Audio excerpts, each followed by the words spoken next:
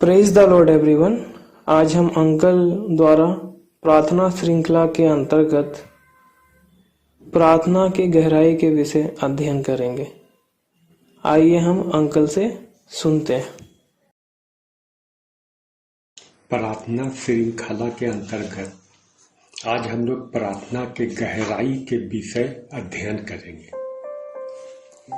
Bible में सबसे पहली प्रार्थना का उल्लेख मुझे कब मिलता है। सबसे पहली प्रार्थना किसी जीते जागते इंसान ने नहीं बल्कि एक मृत इंसान ने की थी।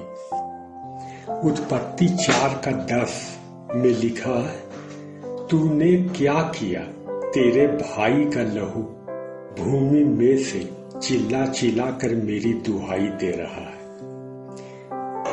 यह उस समय की घटना है जब केन अपने भाई हाबिल की हत्या कर चुका था और अब परमेश्वर से बातचीत हो रही है। मरे हुए हाबिल का लहू परमेश्वर से प्रार्थना कर रहा था। आम तौर से लोग हाथ उठाने, मुंह से बोलने, दुख भरे हृदय की मूक पुकार को ही प्रार्थना माना करते हैं। यह सब तो ठीक है, पर प्रार्थना इतने तक ही सीमित नहीं। प्रार्थना में वह गहराइयां है कि प्रार्थना करने वाला तक भी कभी कभी यह नहीं जानता कि वह प्रार्थना कर रहा है। पहली बात यह है कि परमेश्वर के लिए कोई विश्वासी मरा हुआ नहीं, क्योंकि वह तो जीवितों का परमेश्वर है। अतः वह इंसानी रूप से किसी मरे हुए की प्रार्थना सुन ले तो कोई आश्चर्य की बात नहीं। दूसरी बात यह है, परमेश्वर के लिए सोते और जागते इंसान में भी कोई फर्क नहीं। हम लोग सोते में भी प्रार्थना कर सकते हैं। उत्पत्ति 15:12 हम लोग पढ़ते हैं तो यहाँ लिखा है, जब अब्राहम भारी नींद सो रहा था तो परमेश्वर से उसकी बातचीत होती है। उत्पत्ति के 20 अध्याय के 4 और 5 में अबीमेलेक के स्वप्न में परमेश्वर से बातचीत का उल्लेख है। परमेश्वर के लिए सोते और जागते इंसान में कोई फर्क नहीं, इसलिए हमें आश्चर्य नहीं करना चाहिए कि इंसान सोते में परमेश्वर से प्रार्थना कर सकता है।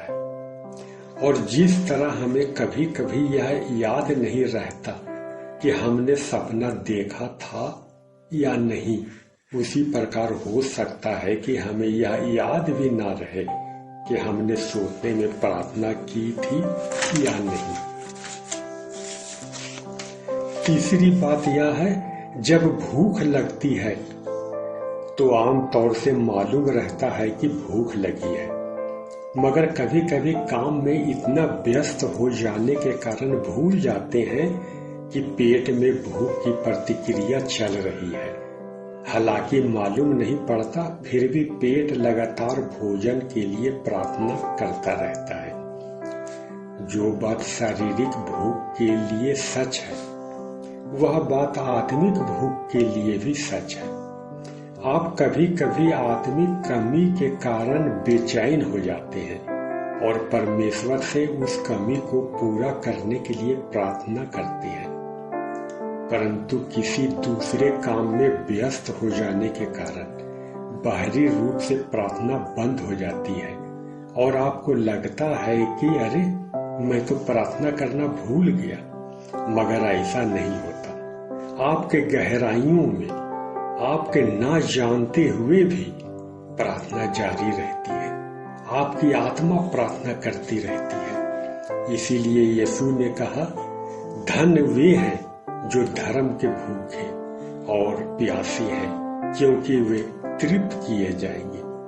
क्योंकि उनके अंदर प्रार्थना चलती रहती है और तब तक चलती रहेगी जब तक कि कमी पूरी न हो जाए, जब तक कि उत्तर मिल न जाए।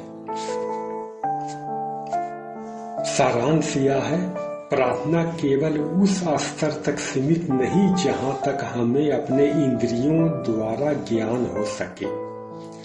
या जानूं कि मैं प्रार्थना कर रहा हूँ, बल्कि प्रार्थना में इतनी गहराई होती है हम लोग खुद जान नहीं पाते कि मैं प्रार्थना कर रहा हूँ।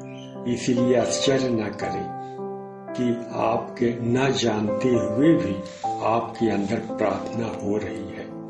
यीशु के साथ साथ और पवित्र आत्मा के साथ साथ आप भी प्रार्थना कर रहे हैं। आमीन।